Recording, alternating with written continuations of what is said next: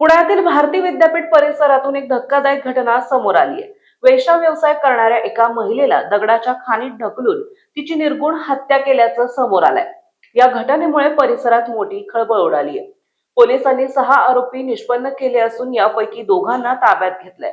समोर आलेल्या माहितीनुसार आरोपींनी संबंधित महिलेला जबरदस्तीने एका रिक्षामध्ये बसवले, त्यानंतर तिला खडी मशीन चौकाजवळील एका निर्जन ठिकाणी नेण्यात आले।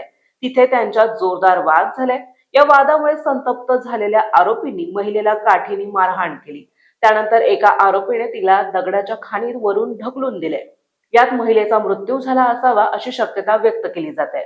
पोलिसांनी या घटनेची माहिती मिळताच भारती विद्यापीठ पोलीस स्टेशन आणि गुन्हे शाखेच्या युनिट 2च्या पथकाने तत्काळ तपास सुरू केला। पोलिसांनी तांत्रिक विश्लेषण आणि गुप्त माहितीच्या आधारे या प्रकरणातील 6 आरोपींची ओळख पटवली। यापैकी 2 आरोपींना आतापर्यंत ताब्यात घेण्यात यश आले। पोलीस इतर 4 आरोपींचा शोध घेत आहेत। आरोपी सीसीटीव्ही कॅमेऱ्यांमध्ये आपली ओळख पटू नये यासाठी रिक्षेचे हूड बदलले होते असे तपासात समोर आले। यावरून आरोपींनी पूर्वनियोजित कट रचून हे कृत्य केल्याचा संशय बळावला आहे। पोलिसांनी या दिशेनेही तपास सुरू केलाय। पोलीस या घटनेचा सखोल तपास करत असून या घटनेमुळे शहरातील पुन्हा एकदा कायदा आणि सुव्यवस्थेवर प्रश्नचिन्ह निर्माण झालंय। नागरिकांकडून पोलिसांकडून कठोर कारवाईची मागणी केली जाते।